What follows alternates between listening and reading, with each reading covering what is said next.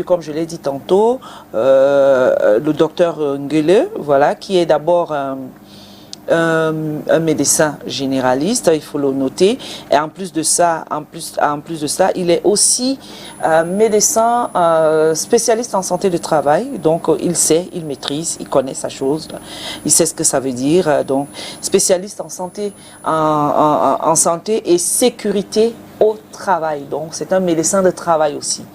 Donc, ça, il officie du côté de Bali, à la clinique La Grande. Il a eu l'amabilité de répondre à notre appel, à notre demande ce matin, afin qu'il vienne éclairer la lanterne de beaucoup d'ici, beaucoup de téléspectateurs, en ce qui concerne le paludisme et la typhoïde. Bonjour docteur et bienvenue. Bonjour Mireille. Bonjour. Bonjour docteur. Bonjour Kalino. Good morning, Good morning. doctor. I'm Katrin Kone. Okay. Thank you very much. Cathy, Calvino et le docteur Ngele. Allez, on va dire que c'est parti pour ce jeu de questions-réponses sur le paludisme. D'abord, c'est quoi le paludisme, docteur, pour commencer? Comme tu le dis bien, Irène, pour commencer, il faut définir ce que c'est que le paludisme.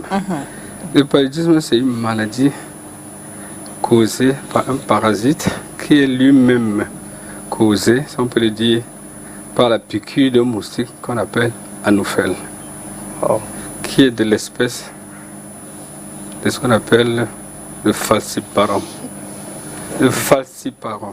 Lorsque tu es piqué par l'anophèle, qui est le moustique femelle, et que cet anophèle porte, ou qui a piqué quelqu'un qui a déjà le paludisme, il te transmet le paludisme. Okay. C'est ça, c'est une maladie parasitaire. Okay. En gros, c'est comme ça qu'on peut définir. Okay. So, are there different types of malaria? Yes. Okay. There are many types of malaria. You have simple malaria, you have acute malaria, you have complication malaria.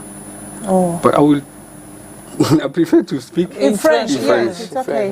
Ok, parce que je vois, là, il a demandé si on a plusieurs types de paludisme. Oui. Il y a ce qu'on appelle le paludisme simple, le paludisme l'accès palustre, ce qu'on appelle le paludisme pernicieux ou bien le paludisme grave. Il y a des complications du paludisme. Okay. Mais tout à l'heure, docteur, pendant que vous essayez de définir le paludisme, est-ce qu'on peut dire que si le moustique pique quelqu'un qui n'est pas malade, il vient maintenant vous piquer?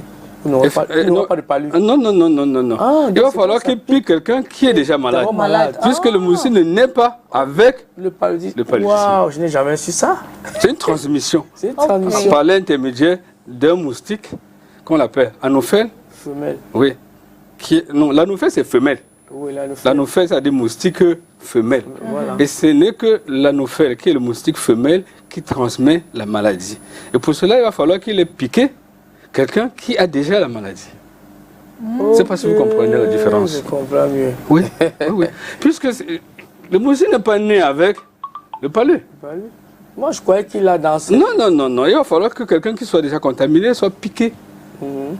When it comes and bites you, that is where you get contaminated as well. Yes. Ooh, okay. Now you've given the different types of malaria, like how, because sometimes you go to the hospital to tell you have maybe before like the simple malaria, like you just mentioned, and later on they'll tell you you've gotten to like, is this complicated? Yes, cerebral malaria. Bon, il y a ce que nous appelons accès cerebral malaria qui fait parfois quelqu'un fait comme s'il est fort, on va y arriver. Okay. Il y a ce qu'on appelle le paludisme simple, c'est-à-dire avec fièvre, céphalée, peut-être courbature, vomissement. Et cela peut durer peut-être une semaine et on commande le traitement. Okay. Là, on a trouvé au stade simple. Bon, maintenant, il y a des gens qui, après avoir été piqués, qui sentent les symptômes, qui ne vont pas à l'hôpital. Au bout d'une semaine, 2 semaines, 3 semaines, sans traitement, la quantité du parasite augmente dans son sang. Okay. Et à la longue, ça peut aller au niveau du cerveau. Ça, c'est pour le paludisme compliqué, pernicieux. Okay. La complication n'est pas seulement cérébrale. Il y a plusieurs complications. Il y a plusieurs complications. Il y a même des complications viscérales. Il y a des complications hémorragiques, comment dirais-je, hématologique. Parce que le paludisme, quand le moustique, comme on a vu là, quand le moustique pique quelqu'un, il envoie le falciparum dans le sang qui dure environ 30 minutes et ensuite repasse dans le foie. Et quand il passe dans le foie, quand les microbes passent dans le foie, ça se multiplie dans le foie. Et cette multiplication, après avoir été assez nombreux, passe dans la circulation générale et entre dans les globules rouges. Et quand ça entre dans les globules rouges, ça éclate les globules rouges et ça crée l'anémie. Et là, c'est une complication du paludisme. En général, chez les enfants, la première cause de décès en général chez les enfants, c'est l'anémie causée par le paludisme. Absolument. Parce que lorsqu'il y a une grande quantité de falciparum dans le sang, ça éclate, ça fait éclater les globules rouges. Donc on perd la quantité de globules rouges. Et la quantité de globules rouges perdus entraîne l'anémie qui peut être aussi sévère. Parfois, vous allez voir, on a transfusé les enfants. Vous allez voir dans les services de pédiatrie, chaque enfant transfusé à 90%, c'est à cause du paludisme. Donc celle-là, c'est une des complications. Il y a aussi des enfants qui ont ce qu'on appelle la splénomégalie, c'est-à-dire la grosse rate. La grosse rate, c'est toujours à cause du paludisme qui peut être ce qu'on appelle splénomégalie viscérale. C'est-à-dire, viscères, c'est les organes dans le ventre. Voilà. Donc vous allez voir des enfants qui ont été plusieurs fois exposés aux piqûres de moustiques et qu'on a donné, ça il faut le signaler avant, je vous anticipe un peu sur le traitement, parce que les mamans ont tendance à donner du paracétamol, qui ne fait rien sur le parasite, qui continue à détruire les globules rouges, et comme la rate, quand on dit splénomégalie, ça veut dire l'augmentation du volume de la rate. Et quand ça augmente de volume, ça veut dire que l'anémie est sévère, donc au fur et à mesure que les globules rouges sont détruits, ça s'en va dormir, on appelle que la rate c'est le cimetière des globules rouges. Et ça gonfle la rate et on appelle ça splénomégalie. Ça c'est une des complications. Autre complication, il y a des pathologies. Un enfant ou bien une grande personne peut pisser le sang. On appelle ça hématurie. C'est l'une des complications de l'hématurie. C'est-à-dire, il y a des enfants qui ont des déficits qu'on appelle G6PD. C'est un enzyme qui est en quantité insuffisante dans le sang, dans l'organisme, si vous voulez, on est né comme ça, c'est génétique. Et maintenant, il y a des médicaments qu'on ne doit pas donner. J'anticipe un peu pour les complications. Qu'on ne doit pas donner à ces genres de patients. Et maintenant, quand on donne, ça crée comme une allergie. Et ça détruit les globules rouges du malade. Et il fait ce qu'on appelle l'hématurie. On appelle ça fièvre hémoglobiminurique. Donc ça détruit les globules rouges. Ça, c'est l'autre complication. Autre complication, vous allez voir des enfants qui ont les yeux jaunes, ou bien les grandes personnes. Et on appelle ça ictère. Donc je crois qu'en gros, on a fait le tour des complications, mais il y en a d'autres qu'on peut... Mais docteur, je voudrais savoir la différence qu'il y a entre palu simple et palu grave. Le palu simple, c'est ce palu qui n'a pas entraîné de complications, qui a été traité tôt, en quelque sorte. Si Kritikos, lui, par exemple, il sort d'ici. Calvino, sorry. Il sort d'ici, après, parce que comme quelqu'un avait dit, la maladie n'a pas de rendez-vous avec nous.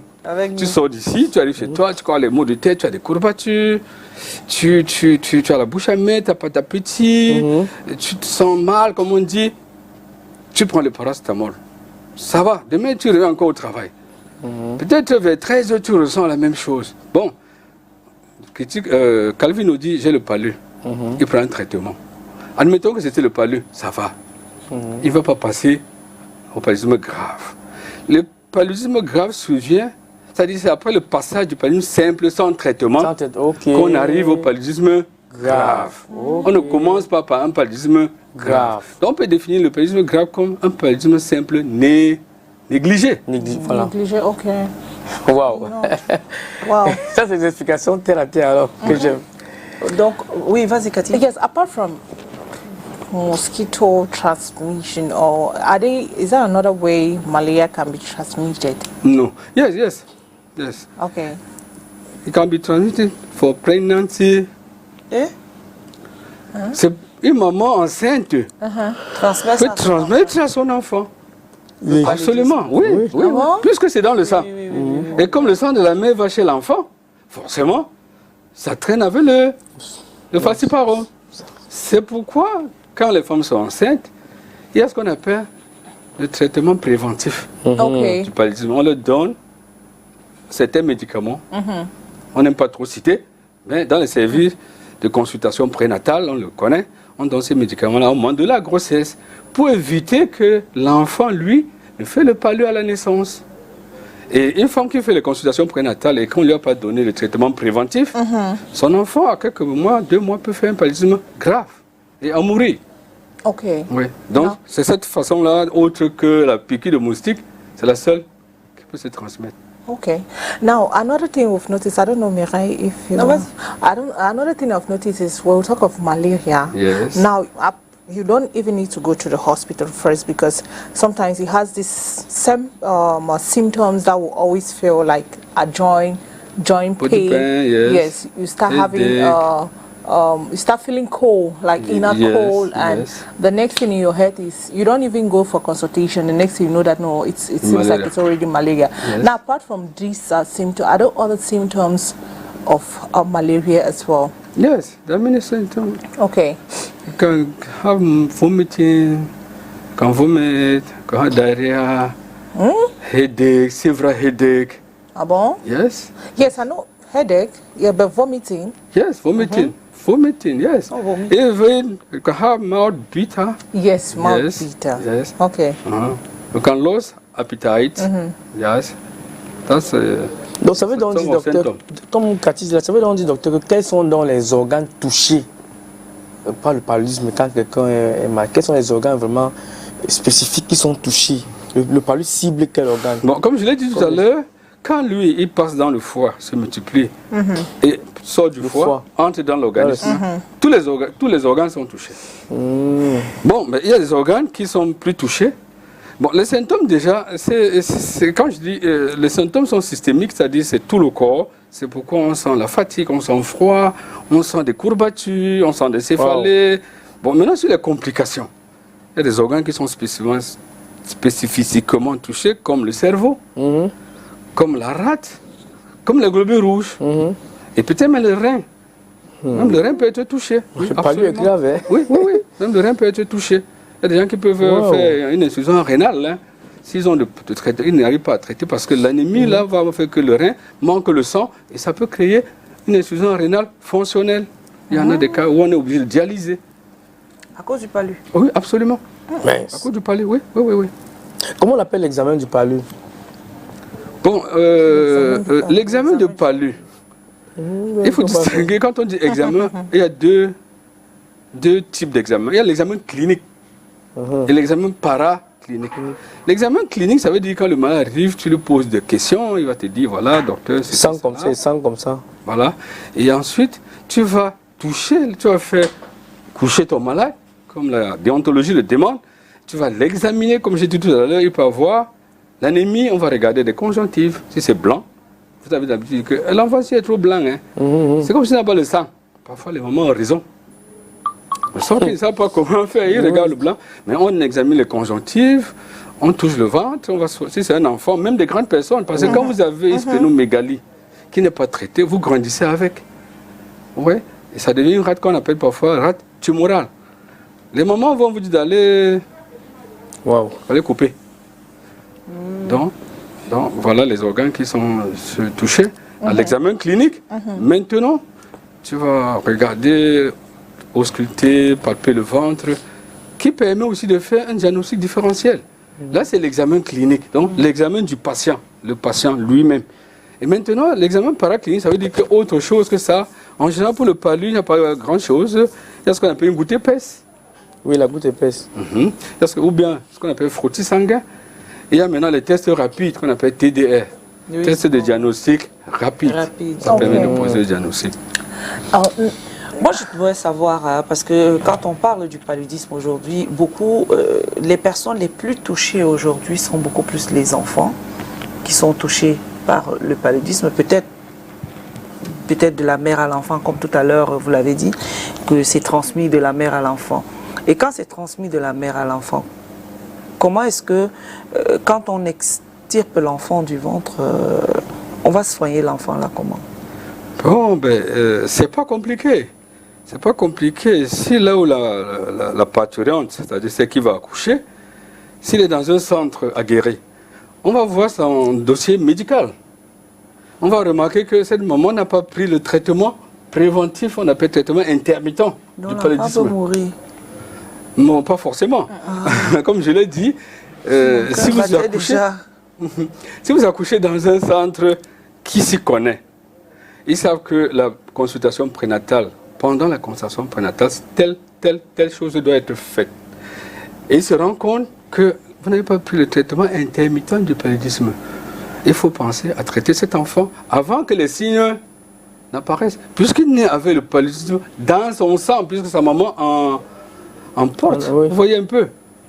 Bon, si ce n'est pas fait, cet enfant peut mourir, comme elle le dit, au bout de quelques mois. Vous allez voir, on dit que l'enfant est mort 3 mois, 6 mois après la naissance. Parce de quoi il est tombé, il est mort subit. En général, c'est l'anémie. Hey. Cet enfant qui est né. Et le piège, très souvent, c'est qu'on peut confondre ce paludisme avec les infections post-natales. Vous voyez un peu. Pour revenir sur le paludisme cérébral, parce que vous avez cité 3 types de paludisme. Paludisme simple, paludisme compliqué, paludisme cérébral. Grave. Maintenant, le paludisme cérébral, tu commences à voir les symptômes du paludisme cérébral, c'est quoi?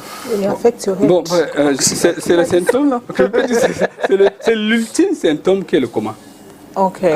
Parce que les céphalées sont toujours là. Jusqu'à ce que vous tombez dans le coma. Et maintenant, la prise en charge, on va y arriver. Comment savoir que c'est le palu? C'est ça la question. Comment savoir que ce malade comateux, c'est le palu? C'est ça.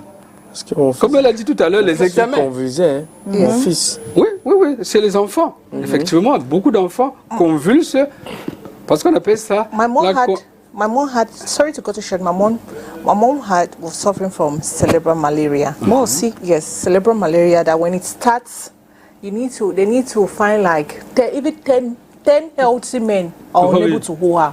Yeah. Like strength. She was very, like, her strength was on another level. Donc dès que ça commence là, même pour l'arrêter, c'est... Donc tu deviens fou. Non, elle convulse. C'est la convulsion. C'est la convulsion. Mais pourquoi chez moi, particulièrement, c'était pas...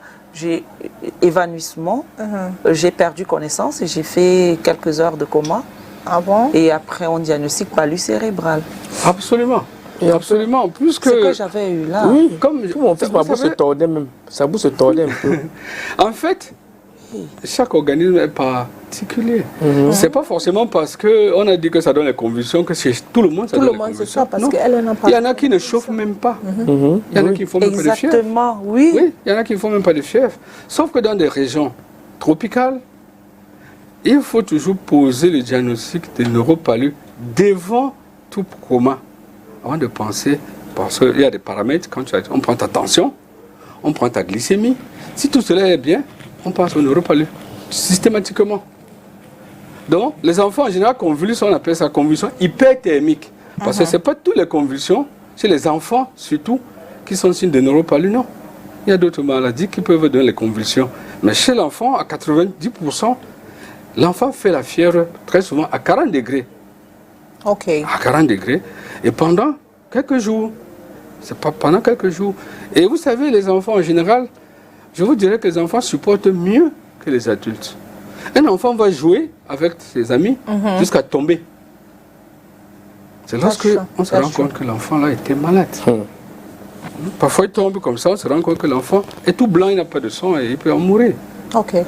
Doc, you make mention that malaria can, one of the symptoms is how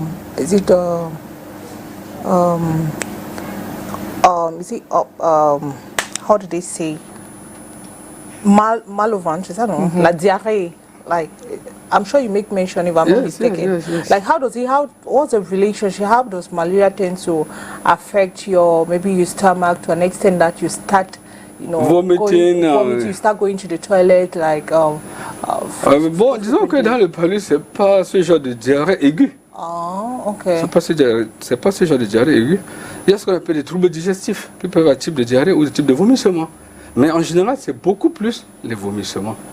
C'est beaucoup plus de vomissements causés par ces troubles viscérales. Donc, viscéral, c'est les intestins aussi, voilà, qui sont aussi touchés.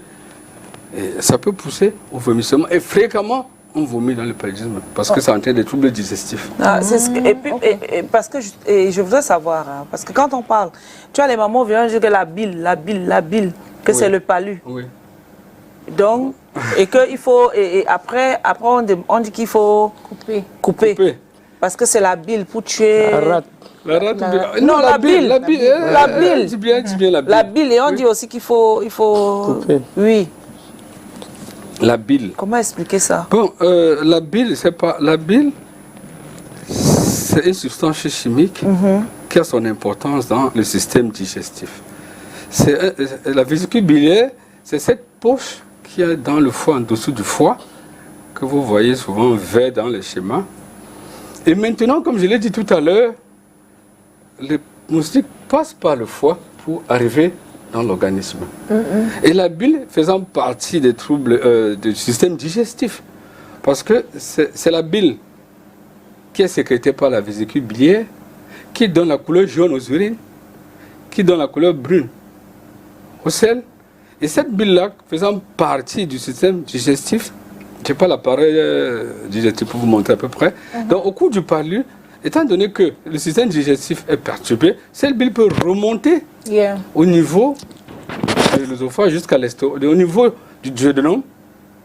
Cette bile du duodénum, ça peut remonter et on peut vomir jaune. On vomit jaune et c'est amer. C'est amer. Et c'est la bile, effectivement, c'est la bile. Ça fait partie du paludisme? Ça fait partie des symptômes de paludisme, mais pas seulement. Parce que même quelqu'un qui a une hépatite peut vomir la bile. Vous savez? That should be acute malaria. Oui. Pas forcément. Même c'est un paludisme simple. Puisque dès que tu as le palud, le trouble digestif s'installe. Et toutes les manifestations de troubles digestifs peuvent se présenter. Vous voyez un peu? Y compris le vomissement jaunâtre et amer. Et puis on peut même vomir sans faire la fièvre. Et c'est toujours le paludisme. Eh bien, dis donc. Juste rappeler aux téléspectateurs, hein, vous pouvez poser les questions. Vous voyez, le numéro de téléphone est déjà affiché. Donc, envoyez-nous les messages. On attendait par la fin de l'émission pour pouvoir envoyer vos messages. Et ça commence à tomber. Écrivez maintenant via WhatsApp ou alors appelez et posez la question au médecin, au docteur Nguele, qui est notre invité ce matin. Voilà, Cathy, vas-y. Yes, Doc, what are the preventive measures of malaria? Now, are there possibility that when you take those preventive measures, you would not be exposed to malaria, despite the fact that if you get there are many ways of prevention. There are many preventive measures. Many preventive measures. Okay. Yes, thank you. Et il y a ce qu'on appelle la prévention chimique.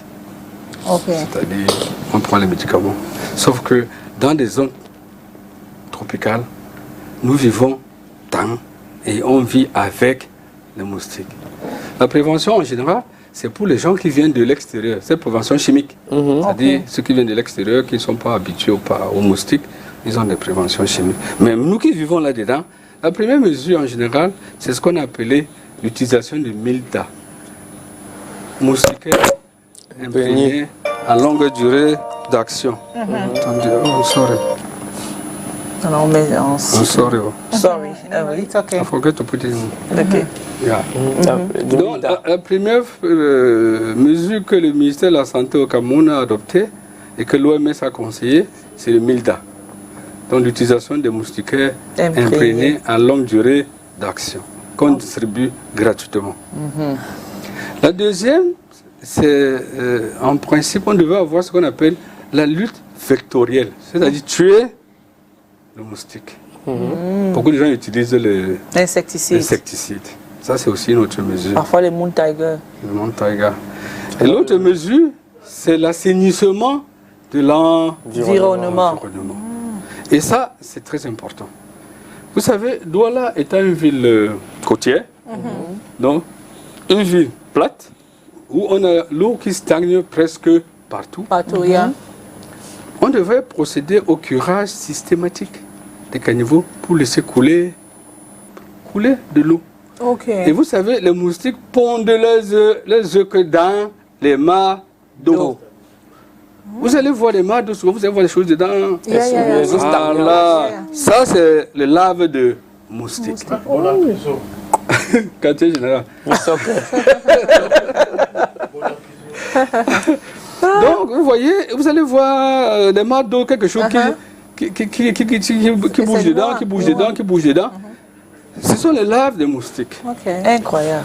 Oh, c'est là, les œufs déjà de moustiques s'éclosent lorsqu'on a une température supérieure ou égale à 18 degrés. Donc vous comprenez que voilà, quand il fait 18 degrés, c'est l'hiver. Donc on est rarement à 18 degrés. Donc en permanence, on a la production des moustiques. En permanence. Wow. Étant donné qu'on ne crée pas les caniveaux, l'eau stagne et forcément. Parce que la communauté a une partie importante. Parce que la lutte contre les moustiques, ce n'est pas une lutte individuelle. C'est d'abord de la responsabilité en fait de la commune.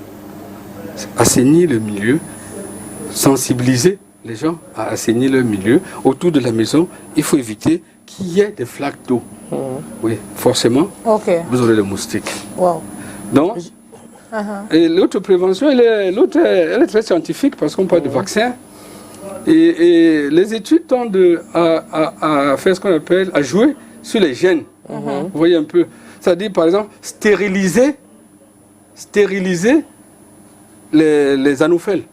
C'est-à-dire qu'au cours de l'accouplement, il n'arrive pas à concevoir ce qu'on appelle comme ça. Voilà. Vous voyez un peu. Les rendre stériles. Les rendre stériles. Et comme ça, on n'aura pas de moustiques. Et moi, je pense que ça, à mon avis, c'est la meilleure prévention.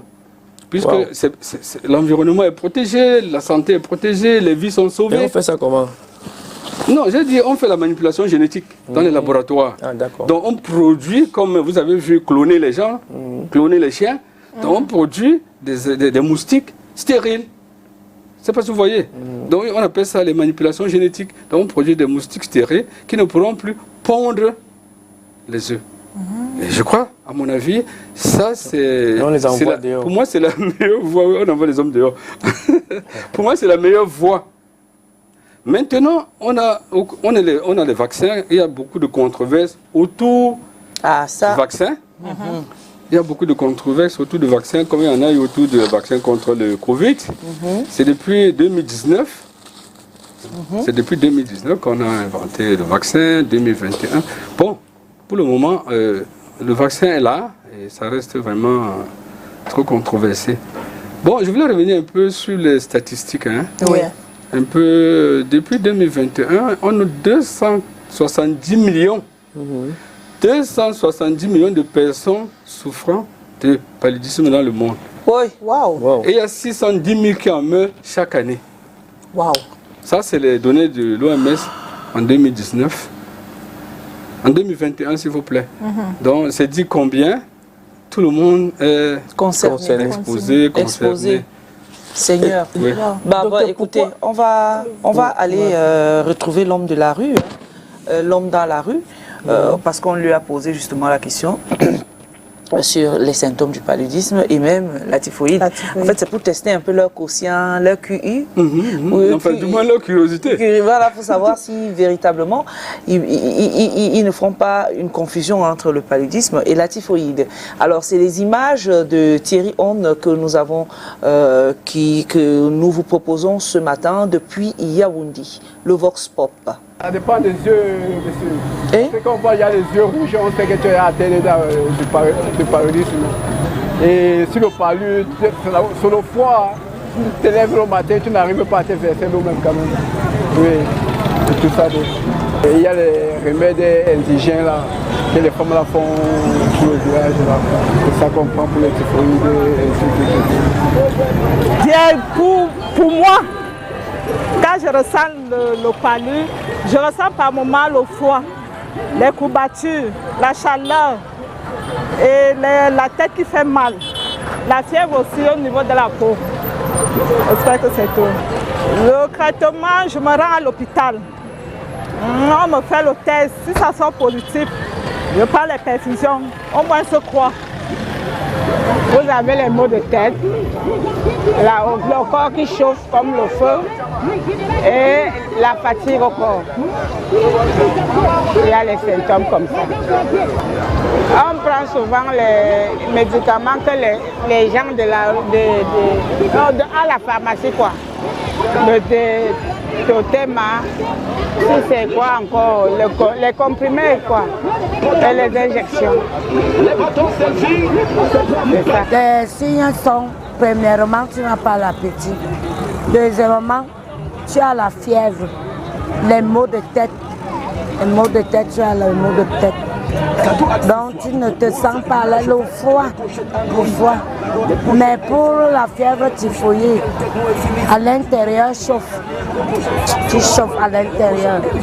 De temps en temps, les maux de tête, les violents maux de tête même, tu n'as plus aussi d'appétit. Comme traitement, je pars à l'hôpital. Mais quand je suis au village, je cherche un arbre qu'on appelle Ako. Je me prends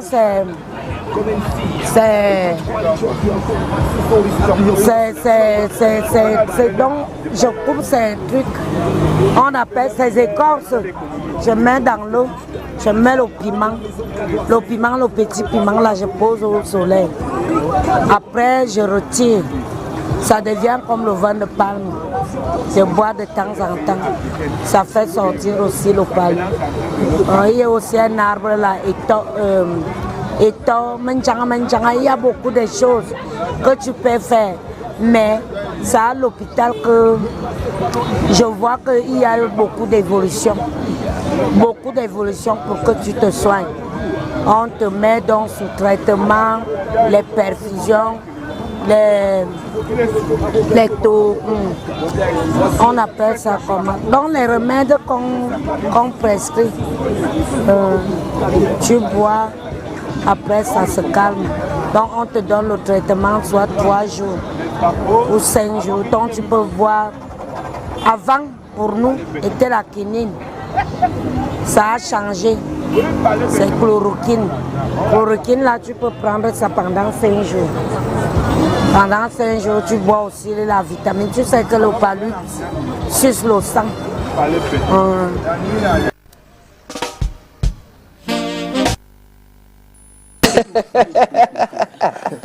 Voilà, elle a trouvé qu'elle achète et puis le palud sort. C'est la phrase où elle dit que le palud sort. Alors, docteur, après ceci, qu'est-ce que vous pouvez dire? Je suis vraiment surpris. Parce que, vous voyez, nous avons le monopole du savoir. Et comme je le dis souvent, c'est chacun qui sent son corps. C'est chacun qui sent son corps. Tous ces téléspectateurs ont cité en général les signes du paludisme qui sont vrais. Et c'est bien de savoir qu'ils savent au moins les manifestations cliniques du paludisme. Exact. Bon, sauf que ces manifestations ne sont pas uniquement dans le palud. On peut avoir d'autres maladies qui ont les mêmes manifestations. Bon, il y en a qui s'auto-traitent, soit en achetant les médicaments en pharmacie, soit en fabriquant eux-mêmes les médicaments. Mais ce que j'ai retenu, beaucoup ont signalé que c'est à l'hôpital que le vrai traitement se passe. Je crois qu'on a retenu cela. Et c'est on m'évoquait les complications sans le savoir. Parce qu'il y en a qui disent que ça suit le sang. Comme je l'ai dit tout à l'heure. Il y a une qui me dit qu'on boit le Totema. Wow. J'ai suivi. Le Totema, c'est un médicament pour le sang. Donc, il y en a qui vont jusqu'à savoir que le paludisme peut faire comment que du sang. En gros, ils ont cité tout ce qu'il y a là-dedans. Mais pour moi, je pense qu'il faut prendre l'avis de ceux qui ont dit qu'il faut aller à l'hôpital. Parce que les courbatures, les maux de tête, la fatigue, le manque d'appétit, on en trouve dans presque toutes les maladies infectieuses.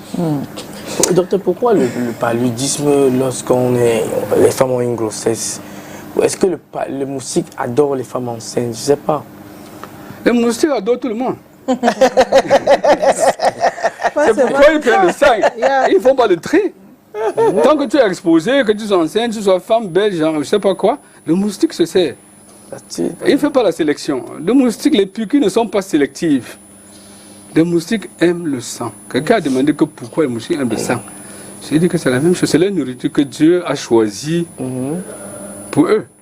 Personne ne peut expliquer pourquoi. C'est naturel. Il y a des gens qui n'aiment que le sucre, et ainsi de suite. Donc les moustiques ont choisi de se nourrir du sang. Donc, comme Calvino a dit, je crois qu'il voulait attirer l'attention des femmes enceintes sur la prévention du paludisme. Du paludisme, justement. Je crois que c'est ça, surtout Calvino voulait attirer l'attention des femmes enceintes, parce que vos enfants peuvent... Vous pouvez porter une grossesse pendant 9 mois. Après l'accouchement, l'enfant, après 4, 5 mois, 6 mois, meurt d'une anémie. Parce que souvent, ces enfants ne chauffent même pas. Ah oui. Très souvent, ils ne font pas de fièvre. Parce que pendant longtemps, ils ont porté le falciparum depuis le sein maternel. Donc, ils naissent presque déjà anémiés. Vous voyez un peu. Donc, ça, c'est très important d'attirer l'attention des femmes enceintes là-dessus. Et c'est même pourquoi le ministère de la Santé a pris ce qu'on appelle le traitement intermittent du paludisme pendant la grossesse. Donc, ils adorent tout le monde. On va maintenant, docteur, puisqu'on parle du paludisme, il est 11h41, on va embrayer rapidement sur la typhoïde, juste un pas comme ça. Les symptômes du paludisme et les symptômes de la typhoïde, il y a une certaine similarité entre les deux. Tout à fait. C'est quoi les symptômes de la typhoïde? Bon, Mireille, il faut toujours commencer par la définition. Oui, la typhoïde. C'est quoi la typhoïde? Oui. Plus précisément, la fièvre typhoïde. Fièvre typhoïde. Parce qu'on ne dit pas la typhoïde. Fièvre typhoïde. La fièvre typhoïde. C'est ça, c'est vrai. Parce qu'il y a toujours la fièvre causée par une bactérie, c'est-à-dire un microbe, une bactérie. La différence avec le palu, c'est un parasite qui provoque ça. Ce n'est pas une bactérie. Les bactéries, c'est des microbes. Parce qu'il y a des parasites, il y a des virus, il y a les bactéries, il y a des champignons. Ça, c'est généralement 4 causes d'infection ou bien de fièvre, si on peut appeler ainsi. Donc, la fièvre typhoïde, c'est une maladie bactérienne causée par un microbe qu'on appelle le Salmonella typhi ou le Salmonella paratyphi. C'est le nom que l'inventeur, celui qui a découvert, a donné. Ne me demandez pas ce que ça veut dire. C'est comme ça qu'on appelle ça comme ça. Donc, la fièvre typhoïde, contrairement au paludisme, qui est transmis par la piqûre d'un moustique, la fièvre typhoïde est une maladie qu'on appelle couramment la maladie des mains sales. La maladie manu portée, c'est-à-dire pour toi-même, tu mets dans la bouche. Donc, c'est une maladie qui peut être liée à l'alimentation, à l'eau en général. L'eau souillée, le lait souillé, la mayonnaise souillée, le soya souillé. Le soya souillé. Vous voyez le poulet, tout ces, vous voyez une image comme ça. Non seulement que ça peut donner la typhoïde, mais ça peut donner d'autres maladies hydriques. Mais ça, c'est un exemple où cette eau n'est pas potable. Il peut avoir le micro. Voilà, vous voyez comment les gens ça trouble là. Donc, c'est facile que les gens, non seulement l'eau qui puise, leurs conditions d'hygiène, les mains, vous voyez un peu. Et après, donc c'est une maladie manu portée. Donc tous ceux qui sont là, c'est les mains. Ça leur permet de prendre et de mettre dans la bouche. Et ils avalent la bactérie qu'on appelle le salmonella. Et ça donne la fièvre typhoïde. Let me ask a question. Like the water, right? Is it possible, maybe after carrying or doing what you're doing, and maybe if they filter the water, like if they filter the water, is it really still safe against typhoid? L'eau filtrée. Il faut d'abord la qualité. L'eau comme celle-ci là. Si vous filtrez cette eau là, ça va, le microbe va passer. Il faut d'abord que l'eau, parce qu'au Cameroun on a dit que l'eau potable, la définition de l'eau potable c'est quoi? Inodore, incolore, sans saveur. Là, on voit pas que c'est une couleur que tout le monde connaît. Bon, parfois on a dit pour stériliser l'eau au Cameroun, il faut laisser se décanter, il faut filtrer. Mais tout cela en général concerne l'eau de robinet de la Kamouata. Ok. Ah oui. Ah oui, parce que si vous puisez une eau qui est contaminée, en filtrant, vous savez, c'est microscopique. C'est pourquoi au microscope qu'on voit la bactérie. Donc ça va passer. But they can also boil the water, right? Yes. On peut stériliser l'eau en la faisant bouillir ou en mettant quelques gouttes d'eau de javel. Oui. En général, je crois, on demande de mettre dans 20 litres d'eau 10 gouttes d'eau de javel. C'est stérile. Oui. Même celle qu'on a puisée là.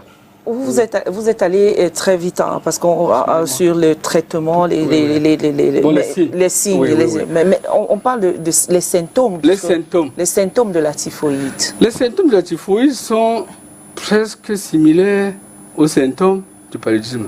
Sauf que la typhoïde a des étapes. On va jusqu'au premier septénaire, deuxième septénaire, troisième septénaire. C'est-à-dire, quand tu as avalé quelque chose, pour que ça donne la fièvre typhoïde, c'est au bout d'une semaine que tu commences à sentir les maux de tête, la fièvre, cette sensation de froid. Tu peux aussi vomir. Là, au bout d'une semaine. Au bout de 14 jours, donc, deuxième septénaire, tu peux commencer à avoir de la diarrhée. Vous voyez un peu, tu peux avoir de la diarrhée avec les sels jaunâtres que nous appelons en général jus de melon. Le melon là, vous allez faire le sel. Avec la fièvre, il faut savoir qu'il y ait de la fièvre. Contrairement au paludisme où on peut faire un paludisme sans fièvre, mais dans la typhoïde, il n'y a pas de typhoïde sans fièvre. Non. C'est pourquoi on dit fièvre typhoïde. Donc, vous aurez les violents maux de tête. Bon, au troisième septénaire, maintenant, vous pouvez faire le coma. Oui. Pour faire le coma. Donc, ça aussi, ça peut donner le coma. Si après 3 semaines, vous n'avez rien pris, rien du tout. Bon, peut-être qu'on peut prendre un médicament indigène. On va y arriver. Donc, les symptômes sont presque les mêmes. C'est au niveau des complications qu'on va voir la différence. Au niveau des traitements aussi, on va voir la différence. On va revenir même sur le traitement du paludisme, je crois qu'on n'en a pas parlé. Oui, je suis dans un quartier, par exemple, où le drain est passé, le quartier est devenu nouveau. Les biafrais sont venus acheter les terrains. Et ils ont mis les forages partout. Toute la population du quartier sont versés maintenant sur les forages, ils boivent les forages. Je me suis posé la question si ces forages-là vraiment sont buvables. Donc, est-ce que c'est potable? C'est potable. Quand tu vois, c'est comme la qualité d'une eau potable. Incolore, inodore. Sans saveur. Oui. Sauf que parfois, il y a la saveur de rouille.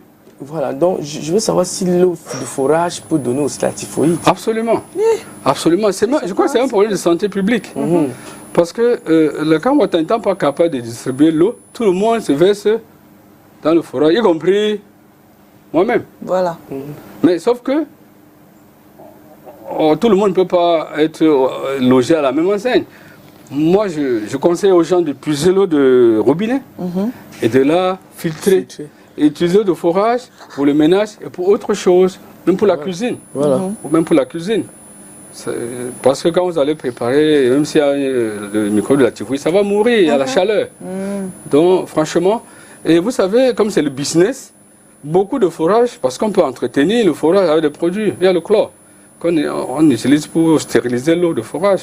Mais beaucoup ne l'entretiennent pas. Donc c'est un problème de santé publique qui peut être source de fièvre typhoïde dans la population. Les forages. Bonjour docteur, qu'est-ce qui se passe lorsqu'on a le palu, on ne parvient pas à avoir les veines pour la perfusion? Lorsqu'on ne parvient pas à avoir les veines, je suppose que c'est des gens qui donnent souvent la veine. Bon, comme je l'ai dit tout à l'heure, il y a ce qu'on appelle l'hémodynamisme. C'est-à-dire la pression du sang dans les veines. Quand moi je fais là, on voit les veines, vous voyez, tout le monde voit. Maintenant, si quelqu'un est anémié, la quantité de sang a diminué, donc les veines vont s'aplatir. Donc on va dire que les veines sont collabées. Parce que la force, le sang qui traverse là, c'est ce sang-là qui fait gonfler les veines, comme vous voyez chez tout le monde. En cas d'anémie, les veines sont aplaties et en termes médicaux, on dit on a les veines collabées. Et ça devient difficile de trouver les veines. Mais il faut noter aussi les obèses. Si quelqu'un est obèse et qu'il a le palu, on aura du mal à trouver ses veines. Allons dans le traitement alors rapidement, puisqu'on n'a plus assez de temps, docteur, sur le traitement du paludisme et de la typhoïde. Le traitement du paludisme, comme je l'ai dit, il est facile.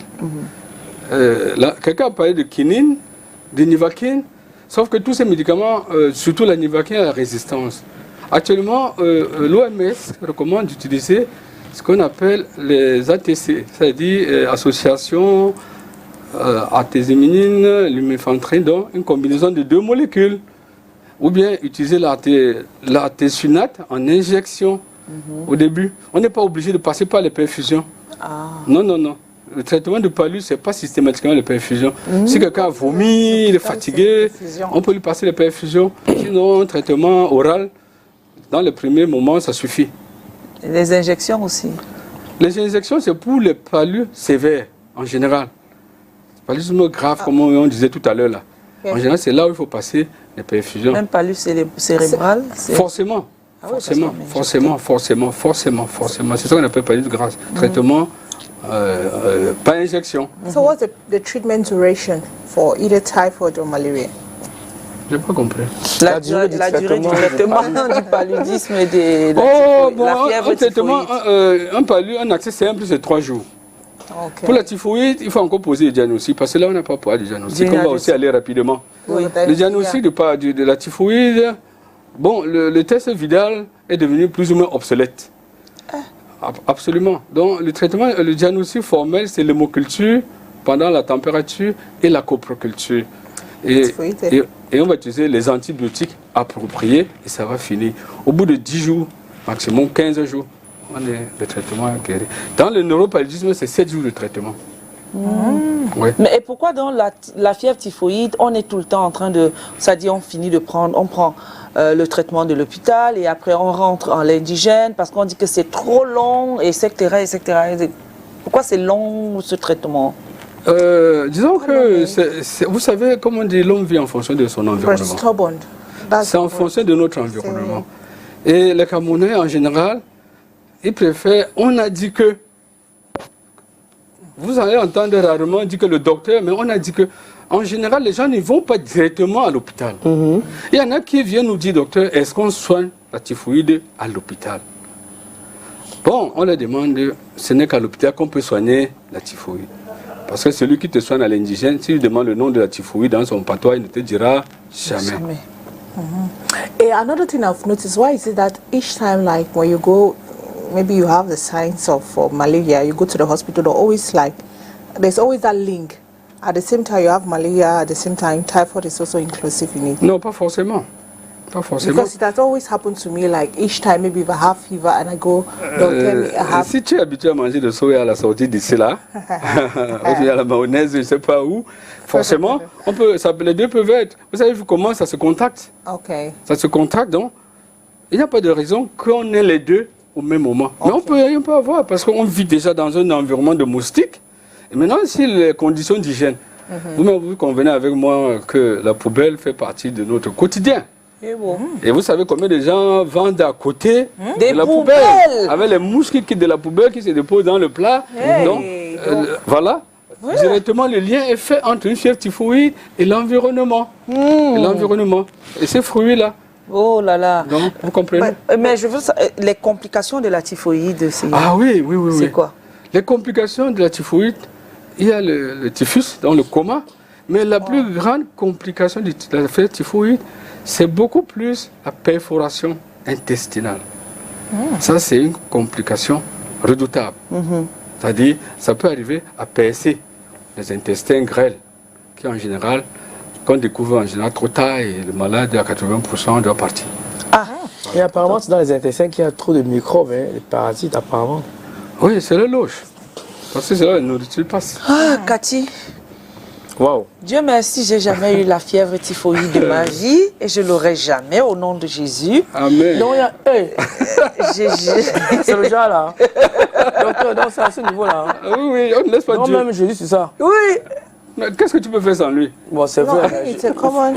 Jésus a dit que mange, comme le docteur dit, lave-toi les mains, sois propre comme tu es là. Comme tu es là, tu ne vas pas la typhoïde. Tu ne vas pas attraper. Mais le palu, tu l'auras. Mais si c'est le palu, si tu ne vas pas manger, tu coules l'eau sale. Tu dis qu'au nom de Jésus, tu vas parfumer. Mais Jésus va t'accompagner dans la maladie. En tout cas, vraiment, merci beaucoup pour c'est vrai que si c'était... on me demandait encore, on aurait continué la semaine prochaine avec vous, si vous avez le temps, parce qu'on n'a pas exploré véritablement tous les points, parce que parlant de non seulement les complications, mais aussi le diagnostic, etc., de ces maladies, si le docteur acceptait. Moi, je demande ici à mon vision pour revenir mardi prochain. On vient, on se dit mardi prochain. Le taux Oui, mardi prochain, Inch'Allah. Merci beaucoup. On continuera sur le sujet. Inch'Allah. Inch'Allah. Merci. Cathy, on se dit quoi? À demain. À demain. Tonton Calvin, on se dit quoi? Docteur. C'est moi qui vous remercie. See you guys tomorrow. Demain, c'est un autre jour avec les invités sont entendus pour être en noir avec toi aujourd'hui. Non, c'est pas noir là-bas. C'est du bleu nuit. Voilà. Retrouvons-nous demain, la même équipe, la même bonne humeur à partir de 10h. D'ici là, restant surtout en compagnie des programmes de STV. Dieu vous bénisse. À demain. Ciao. Merci. Et à demain. Et à mardi. À mardi prochain.